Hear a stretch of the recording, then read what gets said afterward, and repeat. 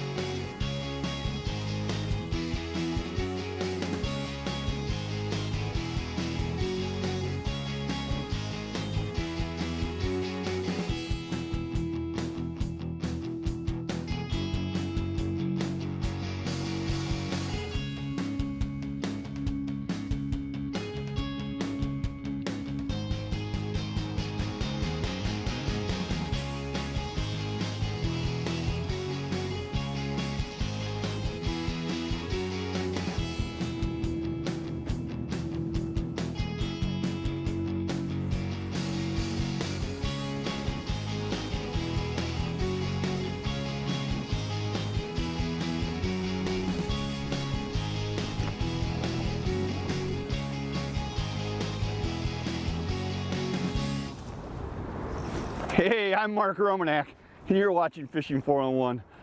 All of our buddies tell us that if you're into smallmouth bass, there's someplace you gotta go, and that someplace is where we are today. Stick around because we have got us a stud on here right now. Oh, baby! Stay glued up, baby. Stay glued up. Let me grab the net for you, Dad. Come on, come on. There we go. Got him in the my scoop. word! Yeah! That is a beautiful start to the day. The cat's out of the bag. It is smallmouth bass, and we are in Buffalo Harbor. Man, that's a beauty. Woo! I love it. Back this one goes so someone else can catch him. Woo-hoo! Well, the setting for this week's episode is Buffalo Harbor near Buffalo, New York. And if you've never heard of Buffalo Harbor in terms of smallmouth fishing, you've probably been living underneath a rock someplace, because quite honestly, this might be the best smallmouth fishing found anywhere in the Great Lakes Basin. Dude, that fish came back and bit twice. You gotta love that. One of the things I love about smallmouth fishing is that you can get even sometimes, you know. When they want it, they want it. You can't keep it away from them. I felt that tick in the line, set the hook, and he wasn't there. Dropped right back down to the bottom and he smoked it. I'm pretty close to the wall here, Jake. I'm gonna have to pull this out a little bit. That's all right, Dad. I think I can handle this one by hand anyways. Beautiful, beautiful brown bass, man. And I think we're kind of known for walleye guys and trout and salmon guys. But smallmouth, they got my bill right there, man. They don't get much better than that. Beautiful, beautiful smallmouth. All right, we're gonna go ahead and get this one unhooked right away. Look at that fish. Buffalo Harbor's got it going on if you're looking for brown bass.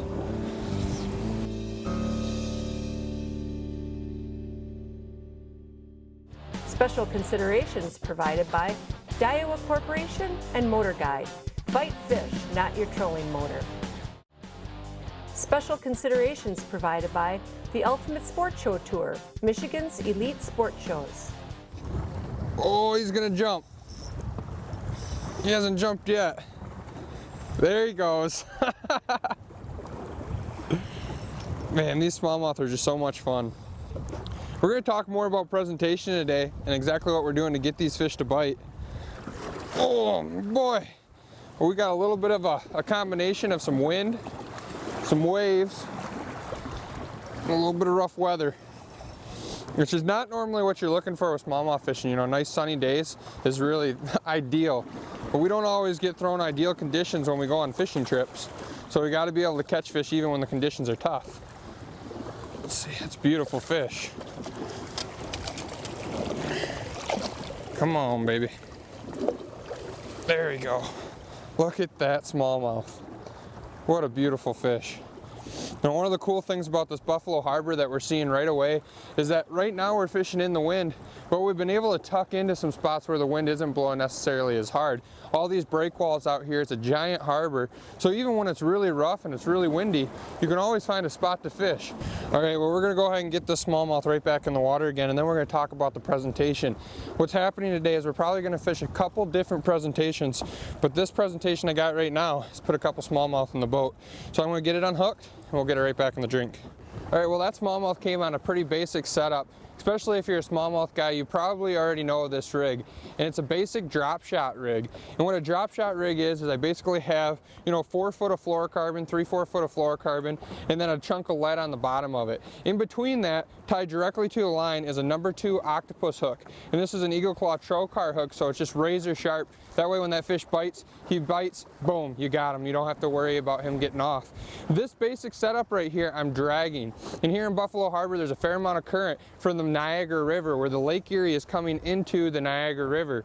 And so what I'm doing is basically just putting the boat sideways, and we're dragging this drop shot presentation on the bottom. The weight is what's dragging on the bottom, and then this piece of plastic that I have on the hook itself is just kind of fluttering right above bottom, and I'm just kind of moving the rod tip just a little bit just to give it a little bit more action. But that one basic setup right here is what's putting smallmouth in the boat for us. Oh, fish. If you're a bass fisherman and you come to Buffalo Harbor, you're going to fall in love immediately. And just look around, all the great opportunities. Riprap everywhere you look, tons and tons of seawalls to fish. Whoa, Jake, this is a nice one. Let me scoop. Whoa, that's a good fish. Yeah, scoop on it. All right. Chunky. And that's what we're talking about here. Look at the thickness of these fish. You can certainly understand why a bass fisherman would fall in love with this. That is a beautiful smallmouth. Wow, I love it. Jake and I are fishing 2 different rigs. He's fishing a bass fisherman's rig called a drop shot rig, and I'm fishing a little bit different deal. I'm using a slip sinker rig here, which is more like a walleye fisherman would use rather than a bass fisherman. But an old walleye guy like me, I'm pretty comfortable pulling live bait on a slip sinker rig. All I've got is a short dropper, about a foot dropper to the bottom with a sinker, and then about a 4-foot leader and a single hook. And I'm fishing a shiner minnow here. Locally, well, the hot bait here is a shiner. Emerald shiners, if you can find them. Golden shiners are also good. The other thing you could do if you wanted to do a live bait presentation like this is you could use crayfish as well. All 3 of those are going to be great options for catching these smallmouth. Woo-hoo-hoo-hoo! Jumping all over the place. Look at that. That's fun. That's too cool. About cookie cutters so far today. That's about what they've been. But one thing I love about smallmouth bass though is they just a solid tunk and absolutely no question that you got bit. Let's see here. Oh yeah. It's a little bit smaller one, but you can see, look at that trocar hook. Perfect right in the top of the mouth. That's where you want to catch these fish. When you put a number 2 trocar right in the roof of a smallmouth bass, that's the end of that. If you're going to come here in the month of May, what you're basically going to be looking for are fish that are going to be orienting from deep water to shallow water. A lot of these fish are going to be in deep water, moving up, preparing to spawn. We caught most of our fish in water anywhere from 7 foot to about 20 foot of water. Somewhere in that 10 to 15 seem to be the best for us. Those are pre-spawn fish getting ready to move up on the rock structure where they're going to spawn sometime in the next 2 to 3 weeks. Just putting on an absolute show. see if I can get this thing landed. He's still pretty green. I don't know. One more time? I think we got him this time. I think we got him this time. Beautiful. What a beautiful fish. Couple swings, couple misses, couple wet feet before we got him in the boat. Beautiful, beautiful fish. Special considerations provided by Trailmaster Boat Trailers and Lakeside Motorsports. Special considerations provided by ProCure, ruthlessly effective bait stunts.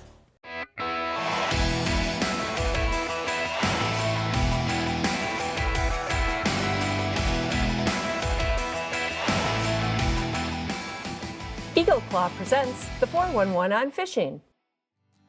You know, when it comes to catching walleyes, I think crankbaits have proven themselves as deadly effective at getting walleyes in the boat. But eventually what you're going to notice with your crankbaits is the hooks themselves are going to get a little tweaked and a little bent. And that just happens naturally from unhooking fish and the process of getting your lures out of the fish's mouth and back into the water. And what most people do when they see that their hooks are tweaked a little bit or bent, they just take a pair of needle nose pliers and they try to bend them back into shape. And I get it, that's a quick fix, but it's not the right fix. Because what happens is every time a hook is bent and then re-bent back into shape and bent again, you're going to weaken that wire and make it that much easier for a fish to straighten that hook out and possibly escape. The right move here is to actually take that damaged hook, cut it off, throw it away, and replace it with an aftermarket hook. And when it comes to aftermarket hooks, you just can't beat the Trocar. We like the Trocar 300s and the wide bend Trocars, the 310s. They're the sharpest hooks you can possibly imagine, and the beauty of these hooks is they actually have a little thicker wire, a stronger wire that stands up to the abuse of handling lots and lots of fish. If you're looking for a premium hook to put on your crankbaits, you just simply can't find a higher quality or sharper hook than the Trocar 300s and 310s. When it comes to crankbaits and the treble hooks that you use on them, one size definitely doesn't fit all. You're going to need an assortment of different hooks for different crankbaits. The most common sizes on walleye crankbaits, like I have in my hand, are either number 6s, number 4s, or number 2s.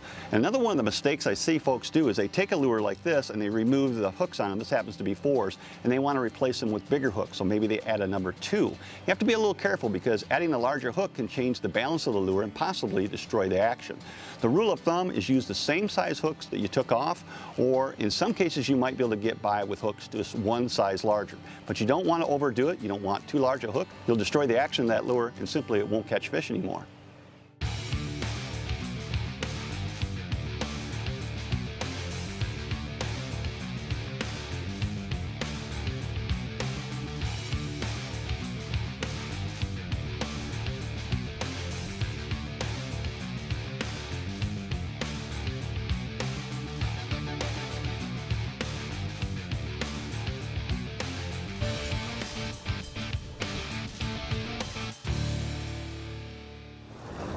Oh, got some shoulders on this one, Dad.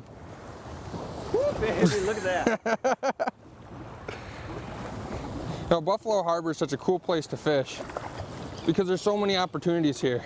It's actually really good walleye fishing here, and the smallmouth fishing is world class. You need a net, Jake? I'll help you out. You know, I think I'm going to land this one by hand, Dad. I like the challenge. It's pretty sporty right here. Oh, it sure is. Let's see if I can grab them. There we go, a little closer. Let's get them out. Let's do it this way. How about that? How about that? Beautiful smallmouth. But like what I was trying to say while I was fighting this fish, is the Buffalo Harbor has so many opportunities because there are great walleye fishing here, world-class smallmouth fishing like this. But the nice thing about it being a harbor and having all these breakwalls is even when it's blowing hard, you can always find a place to fish. So you don't have to worry about coming and traveling here and then having blow days like Lake Erie is really known for. You can always find a place to catch these smallmouth. What Buffalo Harbor's got going for it, besides the fact that it's got a ton of fishing opportunities here, is there's a lot of space to spread out. There are a lot of fishermen here today when we were fishing, but we never felt crowded. There were people fishing in all the common different places because there's so much area inside the breakwalls. You can always spread out and find good smallmouth water and not be fishing necessarily on top of other boats. You know, I think you've noticed from the video today that we've had fog kind of roll in and roll out. It's kind of been at some point super sketchy because you can hardly see with that thick fog bank that's rolling in. And right now is one of those times the fog is just super thick right now. And really that's indicative because as far east as we are in Lake Erie right now, what actually happens is all the ice throughout the winter that's formed on Lake Erie, it breaks up and then it forms and it finally makes its way over to this side where it dams up at an ice dam before going down the Niagara River. And so this part of Lake Erie stays super cold. You have deep water, you have ice dams that hold that chunks of ice finally until it starts to melt, and that combination makes for a little bit later fishery. When you're starting to think about those fish getting ready to spawn, in most parts of the world, it's a lot later than it actually happens here. So that late May time frame is what you're looking for to come here and catch these fish before they spawn. Right now the surface temperature on the water, this is late May time frame, is still only 50-51 degrees. So much colder here, and that's why this bite seems to last so long. You know, on a calm day, you can just drift down this edge right here and fish these break walls. It would be very, very easy fishing.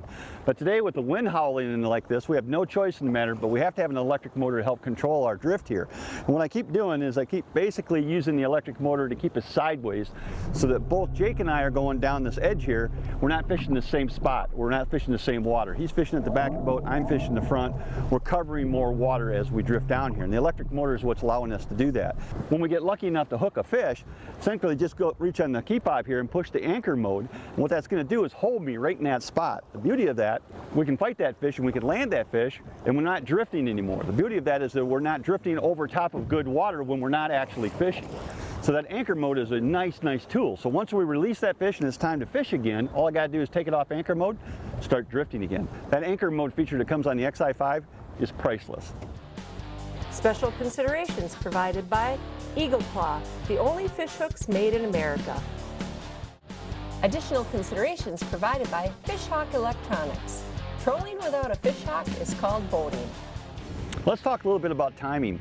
If you're a smallmouth fisherman, you want to come to Buffalo area and you want to catch some of these fish, I'd recommend you get here before the spawn, which means you want to get here in May. Right now it's about right around the 20th of May is when we're fishing, and this is good timing.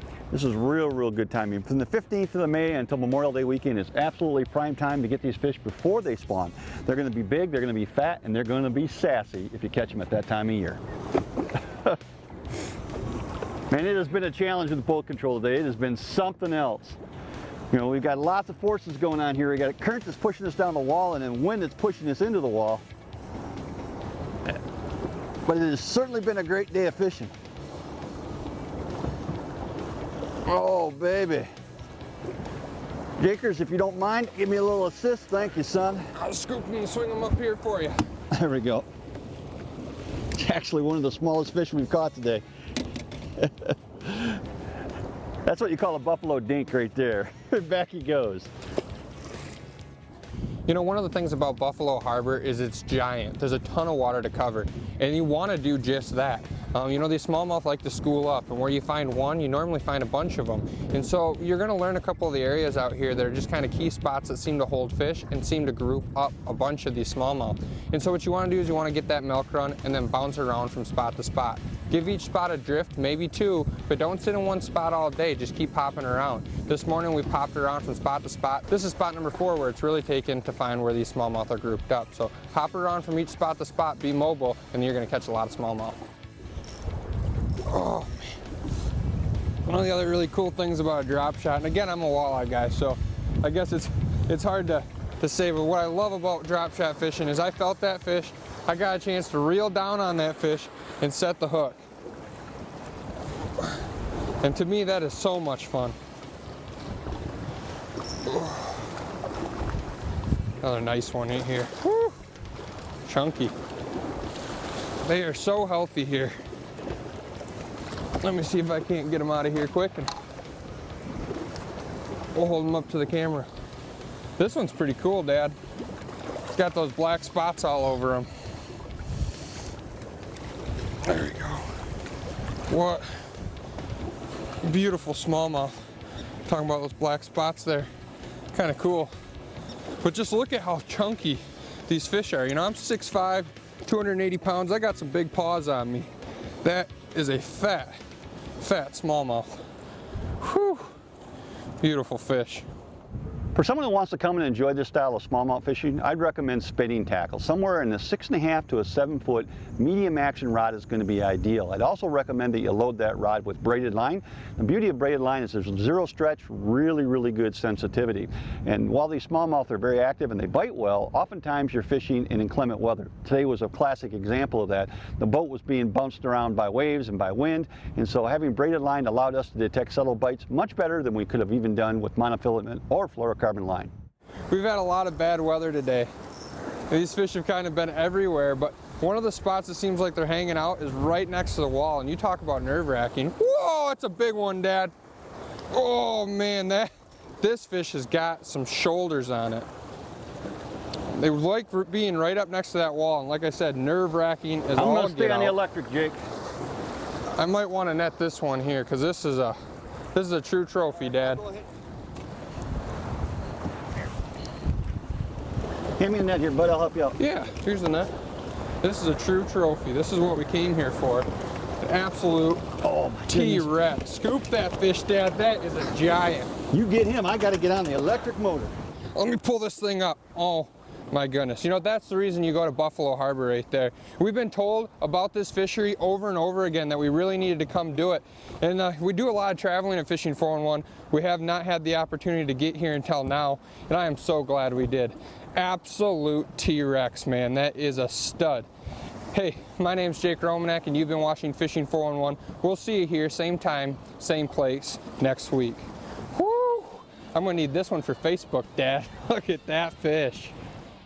Closed captioning provided by Lakeside Motorsports, Michigan's premier marine and power sports dealer. Fishing 411 is brought to you by Offshore Tackle Company, Evinrude Outboards, Starcraft Marine, Cisco Fishing Systems, Yakima Bait, Jay's Sporting Goods, Niagara Falls, USA, Smooth Move Seats, Lowrance Electronics, and by Precision Trolling Data.